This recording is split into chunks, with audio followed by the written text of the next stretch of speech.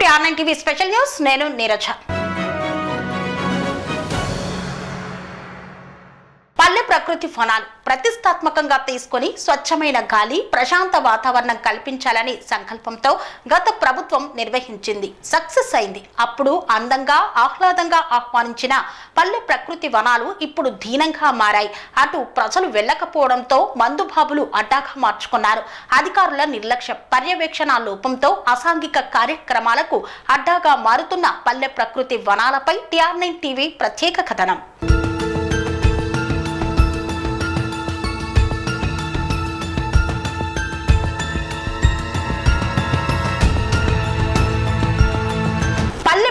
వనాలు పర్యావరణ పరిరక్షణక, మందుబాబుల ఆశ్రయానిక? నిర్లక్ష్యంగా మారిన పల్లె ప్రకృతి వనాల నిర్వహణకు బాధ్యులు ఎవరు? ప్రభుత్వం లక్ష్యాలు ఖచ్చితంగా అమలయ్యాయా లేక కేవలం ప్రకటనలకే పరిమితమయ్యాయా? పల్లె ప్రకృతి వనాల్లో నీటి సమస్య, ఎండిపోతున్న మొక్కలు పట్టించుకోని అధికారులు. గ్రామాలకు దూరంగా ఉన్న ప్రకృతి వనాలు అసాంఘిక కార్యకలాపాలకు వేదికలుగా మారాయా? ప్రకృతి వనాల్లో మద్యం పార్టీలు, గ్రామస్తుల భద్రత ఏమవుతుంది? ప్రజలకు ఉపయోగపడాలనుకున్న పల్లె ప్రకృతి వనాలు ఎందుకు నిరుపయోగంగా మారాయి? ప్రణాళిక లేకుండా మొక్కలు నాటడం వల్ల పర్యావరణానికి ముప్పు ఉందా? ప్రకృతి వనాల నిర్వహణకు నిధులు ఖర్చు అయ్యాయా లేక అవి మళ్లీ వేరే దారి పట్టాయా? గ్రామ పంచాయతీలు నిర్వహణ బాధ్యతల నుండి తప్పించుకుంటున్నాయా?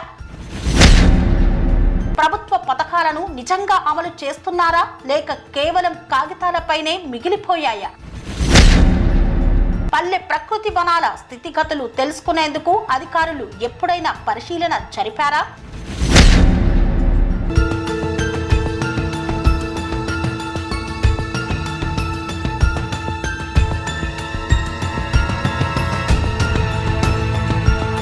ప్రజలకు ఆహ్లాదాన్ని అందించాల్సిన పల్లె ప్రకృతి వనాలు ప్రస్తుతం నిర్లక్ష్యానికి గురై అసాంఘిక కార్యకలాపాలకు వేదికలుగా మారుతున్నాయి.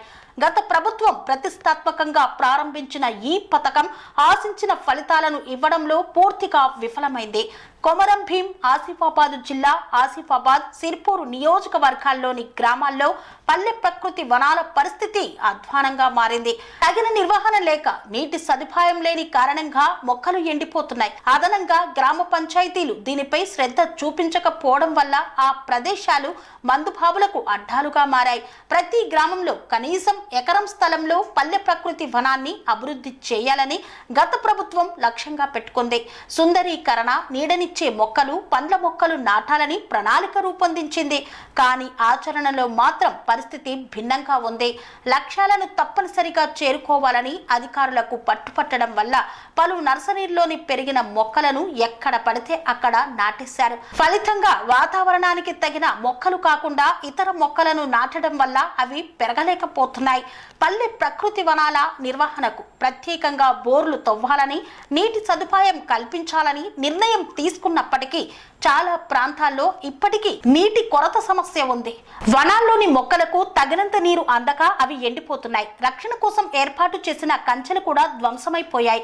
క్రమంగా ప్రజలు కూడా ఈ వనాల వైపు చూడకుండా పోయారు. పల్లె ప్రకృతి వనాలు ఊర్లకు దూరంగా ఉండడంతో అసాంఘిక కార్యకలాపాలకు అడ్డాలుగా మారుతున్నాయి.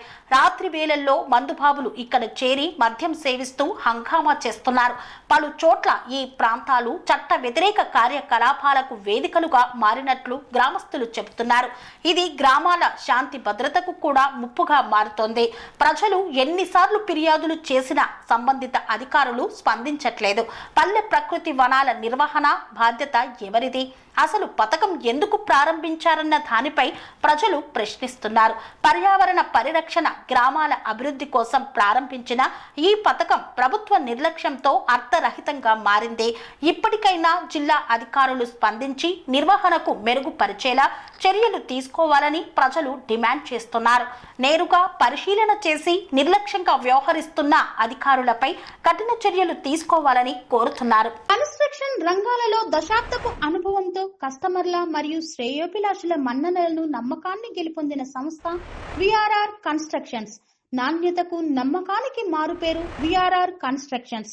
ఇండిపెండెంట్ హౌసెస్, అపార్ట్మెంట్స్, విల్లాస్ అన్ని రకాల హంగులతో అలరించే అద్భుతమైన వెంచర్స్ తో పాటు అందరికీ అందుబాటు ధరలో సొంత ఇంటి కలను సాకారం చేసే నమ్మకమైన సంస్థ VRR constructions. Please visit VRR constructions, Varatex Plaza near Radhika Theatre, ECL X Road, Hyderabad. Call to 9100885551 9100885559.